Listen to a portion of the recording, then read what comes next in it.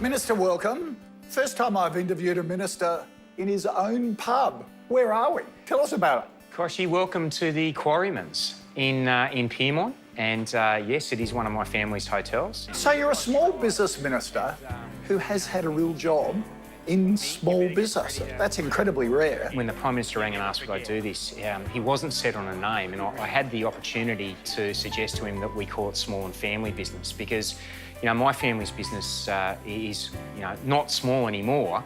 However, it's very much run along small business principles because my grandfather started the business, you know, he was an orphan, so we come from nothing. He hocked everything he had in 1949. They took the lease of the Sackville Hotel in Rozelle. From there today, we operate venues right around New South Wales and a couple interstate too. So what have you learnt from running your own business that you've taken into politics? A few things, and it's amazing how similar the two trades are. Obviously, as a publican in a public bar, you are talking to people on a daily basis, you're working out what they like, what they don't like. If you are going to, for example, renovate the joint, what you do, so how you spend your money wisely, and then at the end of that, they vote with their feet. They either come back the next day or they don't. And if they don't come back, you've got no brass in your till and your pub goes backwards. It's the same in politics. You know, you're out there on the front lines, talking to people, listening to people day in and day out, finding out how you can help. And every 3 years they vote. There are a couple of challenges we have that have struck me over the past 5 years of being in federal parliament in terms of the small and family business landscape. Firstly, how do we reach them? Yep. You know, and again, it's that problem of they're too busy working in their business to work on their business. And that's one I'm grappling with at the moment. But the second one is, how do we change the culture in a way that we teach them to collaborate? Because there's this Australian culture in small and family business land of me. You know, I'll do it all myself.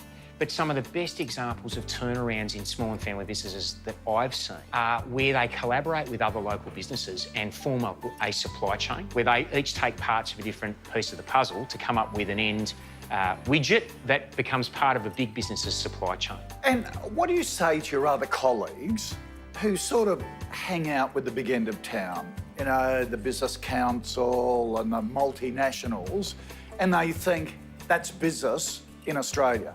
You're representing small business, just as powerful as a collective, but totally different issues. Yeah, David, I'm blessed because on my side of Parliament, a lot of us actually come from this background. You know, 60% of the private sector workforce in this country comes from small and family business employment. You hear the catchcry all the time, it's the engine room, but they're the actual stats that, you know, back that up.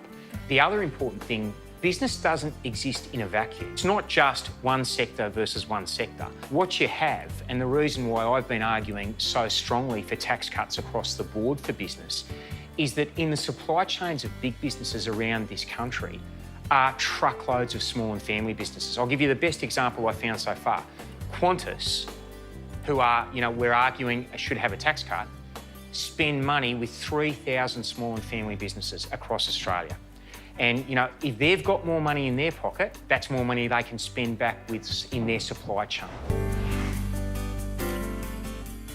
So what excites you about small to medium-sized and family businesses? The fact that people are prepared to have a go.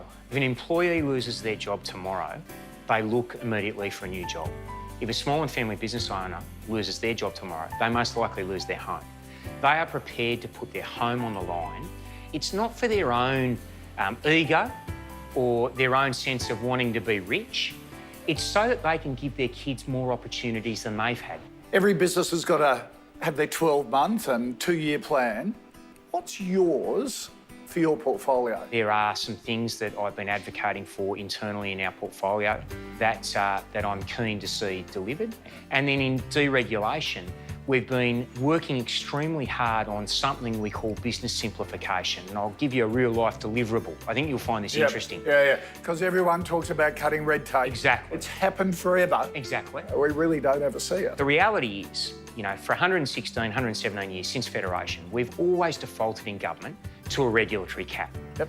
But I would argue, and I argued this with the PM, and he was really good to me because he let me loose, we're actually also a business partner. In every business in this country, with, depending on your ownership structure, between 27.5 to 49 cents in the dollar, stake. Now, if you've got to have red tape, and there has to be some, but you can then make it as quick to comply with as possible. You reduce that compliance expense in your profit and loss statement. You increase your profitability. and we go for the ride.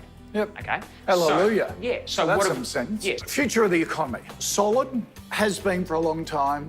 I have this campaign for optimism. Anyone who whinges to me about Australia, because it's un-Australian to acknowledge anything we do well, I whip off 5 facts. 27 years of positive consecutive economic growth.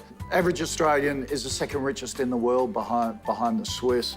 Low interest rates, best business conditions in 20 years, record employment growth. What the hell? Second are you highest minimum complaining wage. about? Yeah. Great social safety nets. Why are we so pessimistic? And how do we change that? Small and family business operators have got to start talking to their staff about the fact that good, strong economic management is vital for the security and safety of that business and therefore that employee's job. And also, because I get this one a lot, I get parents say to me all the time, and you've probably heard it, where are my kids going to find jobs? Okay? Yep. The answer's never changed. They're going to find jobs when people take on bank debt, back themselves and employ people. Yep. When entrepreneurs are prepared to have a go.